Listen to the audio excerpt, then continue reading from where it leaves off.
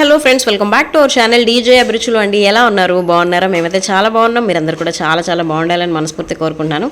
మేమైతే ఇంకా ఇంట్లో రెడీ అయిపోయి లైట్గా బ్రేక్ఫాస్ట్ అది చేసేసుకున్న తర్వాత టెంపుల్ విజిట్కి అయితే వెళ్ళిపోయాము. అరౌండ్ 8:59 అంతా రీచ్ అయిపోయామన్నమాట. జీవలింగేశ్వర స్వామి దర్శనార్థమే వెళ్తున్నాము. సో యాక్చువల్గా ప్లాన్ అయితే ఫ్లిప్ అయింది. సాటర్డే వరకు కూడా మేము గుడిమల్లం టెంపుల్కి వెళ్ళాలి అని చెప్పి అనుకుంటూ ఉన్నాము. ఇంకా అంతలో మా వారి ఫ్రెండ్ ఫోన్ చేసి ఇక్కడ శనిదేవుడికి ఇట్లా అభిషేకాలు అవి కూడా చేస్తారట.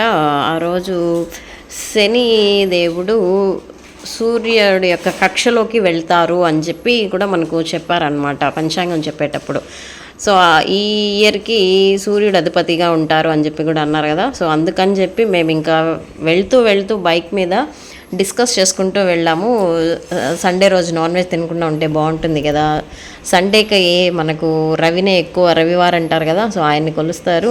ఈ బ్రిటిష్ వాళ్ళు వచ్చినప్పటి నుండేనండి మనకు వీకెండ్ అనేది రావడము, వీకెండ్ రోజు పార్టీ చేసుకోవడము, ఇట్లా నాన్ వెజ్ ఇట్లాంటివి అన్నీ కూడా మనకు బ్రిటిష్ వాళ్ళు వచ్చిన తర్వాత ఇవన్నీ జరిగినాయి. అంతకుముందు ఎంతో కొద్దో గొప్ప ఉండేదా కానీ ఇంతలా ఉండేదా కాదనమాట. నాన్ వెజ్ అమ్మడం కానివ్వండి, తినేవాళ్ళు ఎక్కువ ఉండడం కానివ్వండి, చాలా తక్కువ ఉండేది మన పూర్వం చూసుకుంటే. సో అది మరి మాట్లాడుకుంటూ వెళ్తూ ఇంకా ఆ రోజు అయితే రెజల్యూషన్ తీసుకోవడం జరిగింది. ఇక్కడ కలశం చూపించాను కదా, అది పెట్టి యాగం అయితే చేశారు. ఇది వరకు ఎప్పుడు కూడా నేను ఇండివిజువల్గా ఇట్లా జ్యేష్ఠాదేవి సమేతుడైన శనిదేవుడిని ఎప్పుడూ చూడలేదు. పైగా ఇట్లా అభిషేకం ఇటువంటివి చేసే కూడా నేను ఎప్పుడూ చూడలేదు. జాబ్లో జాయిన్ అయిన ఇయర్ 2024లోనే ఒకసారి శని త్రయోదశి రోజు అయితే యోగి మల్లవరంలో అక్కడ అందరూ నవగ్రహాలు ఉంటారు. స్పెసిఫిక్గా శనేశ్వరుడికి మాత్రం అభిషేకం చేయటము, మనము రౌండ్స్ వేయడం అవి మాత్రం చేశాను అంతేగాని ఇట్లా స్పెసిఫిక్గా ఆయన ఒకరిని ఇండివిజువల్గా కూర్చోబెట్టి చేయించడం అనేది ఎప్పుడూ చూడలేదు. సో ఇంకా మీరు ఎంతమంది జీవలింగేశ్వర స్వామి దర్శనానికి వెళ్ళారు, ఎంతమంది అయితే చూసారని నాకైతే కామెంట్ సెక్షన్లో కామెంట్ చేయండి. నేనైతే ఎప్పుడూ వెళ్ళలేదబ్బా, తిరుపతిలోనే ఉన్నాను కానీ అక్కడి నుంచి ఒక జూమ్ అనే సౌండ్ వస్తుంది అనేది మాత్రం తెలుసు. మనము అమెరికన్ బార్ స్ట్రీట్ నుంచి డైరెక్ట్గా స్ట్రైట్ వెళ్ళిపోతే డెడ్ ఎండ్ టెంపుల్ అనమాట. కొండకి ఆనుకొని టెంపుల్ ఉంటుందండి. దాన్ని ఏమంటారు, కొండ కన్నా ఆ వర్డ్ నాకు రావట్లేదు, సారీ. ఆ కొండలోనే టెంపుల్ ఉందా అన్నట్లు ఆ డెడ్ ఎండ్కి ఉంటుంది అనమాట. మేము సమ్మరే కదా, ఇది 10-11కి ఇక్కడ అభిషేకం అంతా అయిపోయి మనము కాళ్ళు కడుక్కొని మళ్ళీ శివయ్య దర్శనార్థమే వెళ్తాం. సో అప్పటికి కొంచెం చల్లగా, కొంచెం చలిగాలులు వచ్చినట్టు అనిపించింది అనమాట. 11కి ఆ టైంకి ఎండ బాగానే ఉంది ఆ రోజు, బట్ ఆ ప్రాంతంలో మాత్రం చల్లగా అనిపించింది. ఇంకా మరి వింటర్ సీజన్లో ఎలా ఉంటుందో ఒకసారి ఊహించుకోండి ఫ్రెండ్స్.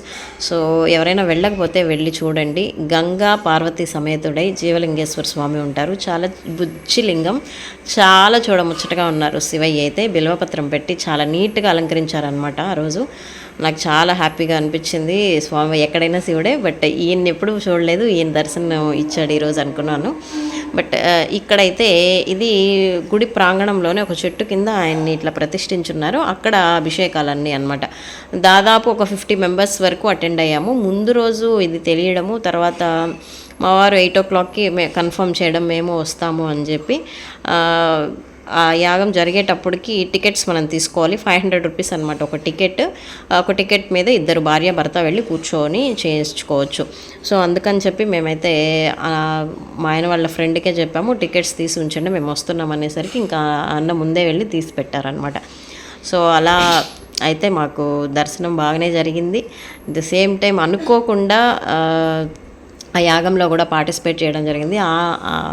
ఆ ఉగాది రోజైతే మార్నింగ్ 3:30 నుండి ఆఫ్టర్నూన్ 1:30 వరకు కూడా ఇట్లా దాన్ని ఏమంటారు, దైవనామ స్మరణతోనే కాలం అనేది గడిచిపోవడం నాకు మంచి సంతృప్తిని అనేది ఇచ్చిందనమాట. సో చాలా రోజులు అవుతుంది, చెప్పాను కదా, పీస్ఫుల్గా కూర్చొని దేవుడి ముందు కూర్చొని మహాశివరాత్రి రోజు చేశాను. ఆ తర్వాత అప్పుడు చేసుకుంటున్నాను కానీ రెగ్యులర్గా చేయడం అనేది చాలా వరకు తగ్గించేసాను అనమాట. తగ్గించేయడం అంటే పొద్దున్నే లేవలేక ఒక్కోసారి అయితే చేసుకోలేకపోతున్నాను. సో అది ఇక్కడ జ్యేష్ఠాదేవి అనే ఆవిడ ఆయన వైఫ్ అన్నమాట. సో మనకు సూర్యుడి యొక్క పుత్రుడు అనమాట ఈయన. మనకు ఒక స్తోత్రం కూడా ఉంది, 27 టైమ్స్ అది చదవాలన్నమాట. యమాగ్రజం ఇలా వస్తుంది అనమాట. సో అలా దాన్ని ఏమంటారు, ఆ 2 లైన్స్ది నేను అప్పుడెప్పుడో పెళ్లి కాకముందు ఎప్పుడో చేసి తిరిగాను అనమాట. అది కూడా ఇక్కడ కాదు, హైదరాబాద్లో తిరిగి శనివారం అంతా కూడా ఉపవాసం ఉండి నవగ్రహాలకి 6 తర్వాత వెళ్ళి 27 రౌండ్స్ వేసి అక్కడ అభిషేకం అవి చేసి నూనె అది ఇచ్చేసి వచ్చేదాన్ని అనమాట. సో అలా అప్పుడు చేసిన పూజ ఇంకా తర్వాత మళ్ళీ ఎప్పుడు చేయలేదు నేనైతే. అదైతే ఒక 9 వీక్స్ అలా చేసినట్టున్నాను. నాకు 10 ఇయర్స్ పైన అయిపోతుంది. అప్పుడు అక్కడ వర్క్ చేసేటప్పుడు తిరిగాను అనమాట అంతే.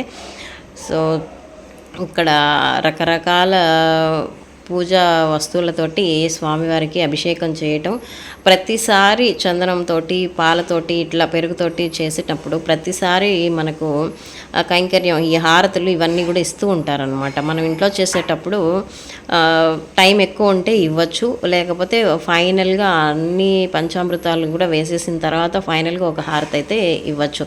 ఇప్పుడైతే నేను ఫైనల్ హారతి ఇస్తున్నాను అనమాట ఇంట్లో.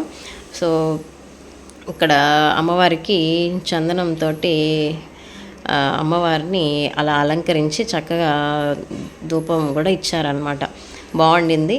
కొండ సరౌండింగ్స్లో అక్కడక్కడ గుట్టలు అవి ఉన్నాయి. ఇటువైపు లెఫ్ట్ సైడ్ స్వామివారికి మీరు ఇప్పుడు ఫోన్ పట్టుకుంటే మీకు లెఫ్ట్ సైడ్లో అంతా జనం కూర్చున్నారు. నేను రైట్ సైడ్లో ఒక పెద్ద రావి చెట్టు కింద మనకు కూర్చోవడానికి ప్లేస్ ఉంది. చాలామంది కూర్చున్నాం అనమాట. అక్కడ కూర్చొని వీడియో తీసుకోవచ్చు అని చెప్పారు వాళ్ళు. ఇంకా అందుకని నేనైతే షూట్ చేసుకున్నాను అనమాట. సో ఎంతమంది జీవలింగేశ్వర స్వామి టెంపుల్ని అయితే దర్శనం చేసుకున్నాను నాకైతే కామెంట్ సెక్షన్లో కామెంట్ చేయండి. నాకైతే చాలా హ్యాపీ అనిపించిందండి ఆ రోజు. చెప్పాను కదా, దైవనామ స్మరణతోటే ఏదో ఒక ఆధ్యాత్మికతలో ఉండడం అనేది నాకు మంచి సంతృప్తిని అనేది ఇచ్చింది ఉగాది రోజు అనమాట. సో అలా ఉగాది అయిన తర్వాత 1 వీకే మనకు శ్రీరామనవమి వస్తుంది కదా. ఆ శ్రీరామనవమి రోజు మా ఇంట్లో శ్రీరామనవమి ముందు రోజు అపశృతి అనేది జరిగింది. మా అవ్వ చనిపోవడం అనేది కూడా జరిగింది. మీకు అందరికీ కూడా తెలిసిందే. అది నేను కొంతవరకు షార్ట్స్లో పెట్టడం అనేది కూడా జరిగింది కదా. సో ఈ ఉగాది రోజు తర్వాత నుంచి కొంచెం సీరియస్ అవ్వడం ఇవన్నీ కూడా జరిగినాయి ఆమెకి. చాలా తక్కువ స్పాన్ ఆఫ్ టైంలో ఆవిడ అట్లా వెళ్ళిపోవడం అనేది కూడా జరిగిందనమాట. ఎవరు ఎక్స్పెక్ట్ చేయలేదు. ఇంకొక 15 డేస్ అట్లా ప్రొలాంగ్ అవుతుంది అనుకున్నాము. బట్ అనుకోని సిచ్యువేషన్స్లో అలా అన్ఎక్స్పెక్టెడ్వి జరగడమే కదండి లైఫ్ అంటే. సో అలా జరిగింది. సో ఇలా మాకైతే నువ్వులు, నూనె అవి కూడా బయట తెప్పించుకొని మీరు అభిషేకం చేయొచ్చు అని చెప్పారు.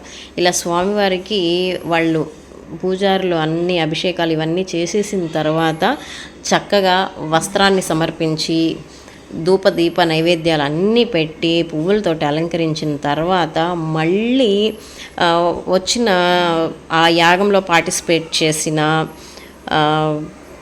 భక్తులందరికీ కూడా ఇవ్వడం జరిగిందనమాట అవకాశం. మీ దగ్గర ఆయిల్ ఉంటే స్వామివారికి మీరు అభిషేకం చేయొచ్చు, నువ్వులతో అభిషేకం చేయొచ్చు అంటే. పైగా ఇంకా ఆదివారం కదా ఆ రోజు. ఇంకా మా వారిని కొంచెం గుడి కిందకి వెళ్తే షాప్స్ ఉన్నాయి, అక్కడికి వెళ్ళి తీసుకురమ్మని చెప్పేసరికి ఇంకా తీసుకొచ్చారు. మనము ఇద్దరం కూడా అదే భర్త పోసిన తర్వాత భార్య పోయడము అనేది జరిగింది. సో ఈయనకి నీలి రంగులో ఉండే వస్త్రాన్ని ఎప్పుడు కూడా సమర్పిస్తూ ఉంటారు.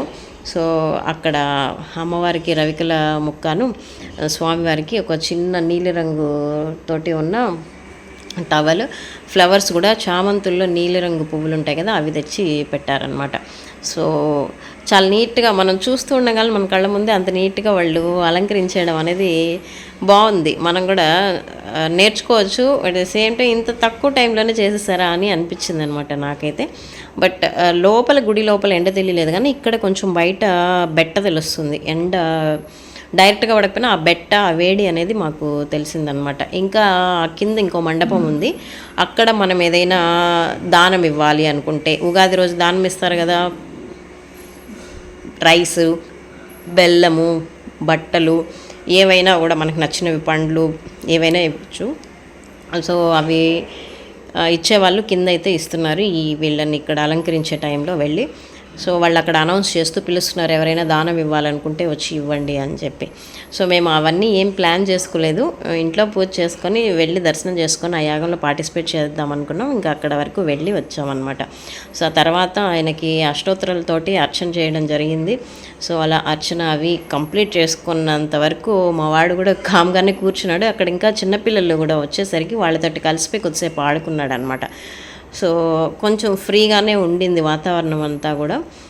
కాబట్టి నేను కూడా కొంతవరకు వదిలిపెట్టి వాడిని ఆడుకోమని చెప్పాను. ఇంకా నేను మా వారైతే అక్కడ కూర్చొని స్వామివారిని చూస్తూ తదేకంగా ఆయన్నే చూసుకుంటూ శివయ్యని కూడా తలుచుకుంటూ అలా పూజలు అయితే పార్టిసిపేట్ చేశాము. ప్రతిరోజు కూడానండి మనకున్న పరిస్థితుల ప్రభావం ఆధారంగా మన మనసు అనేది ఏదో ఒక రాగాన్నో ఏదో ఒక పాటనో హమ్ చేసుకుంటూ ఉంటుంది. మనం పాడాలనే సిచ్యువేషన్లో లేకపోయినా మన మనసులో ఆ ఆర్ఆర్ కానీ ఆ బ్యాక్గ్రౌండ్ మ్యూజిక్ కానీ వినపడుతూ ఉంటాయి అన్నమాట. సో కొన్నిసార్లు దైవనామస్మరణే ఉంటుంది, కొన్నిసార్లు మూవీ సాంగ్స్ గుర్తొస్తుంటాయి. సో అలా మీకు ఎవరికైనా జరిగిందా? నాకైతే గత కొద్ది కాలంగా ఒకటే పాట రిపీటెడ్గా వినపడుతూనే ఉందన్నమాట. అదేంటంటే, ఎవరేమీ అనుకున్నా నువ్వుండే రాజాన రాజు నువ్వే మంత్రి నువ్వే అని చెప్పి బడ్జెట్ పద్మనాభం సినిమాలో ఆ పాట. ఆయనకి ఎంత గడ్డు పరిస్థితి వచ్చినా, ఆయన వైఫ్ అతన్ని ఎంత మిస్అండర్స్టాండ్ చేసుకున్నా, తను ఒక నియమానికి కట్టుబడి ఉండి సమస్యని ఎంత నీట్గా పరిష్కారం చేసుకుంటాడనేది మనకు ఆ పాటలో ఆ సినిమాలో అర్థమవుతుందన్నమాట. కాబట్టి లైఫ్ అన్నాక, మనిషి అన్నాక కష్టాలు నష్టాలు తప్పకుండా వస్తాయి. అవి రాకపోతే మనకు థ్రిల్ ఉండదు. సో మన విల్ పవర్ కూడా ఏంటి అనేది మనకు తెలియదు అనమాట. సో ఎటువంటి సిచ్యువేషన్ వచ్చినా కానీ ధైర్యాన్ని, సమయస్ఫూర్తిని వదలకుండా ఆ సమస్యను అర్థం చేసుకుంటూ దాన్ని ఎలా పరిష్కరించాలి అనే మార్గాన్ని వెతుక్కుంటూ వెళ్ళడమేనండి జీవితం అంటే. కష్టం, నష్టం, గౌరవం, అగౌరవం, సుఖం, సంతోషం, ఓకే, ఇటువంటివన్నిటి యొక్క మిళితమే జీవితం. కాబట్టి కష్టం వచ్చినప్పుడు కుంగిపోకుండా, ఆనందం వచ్చినప్పుడు పొంగిపోకుండా ఉండాలి.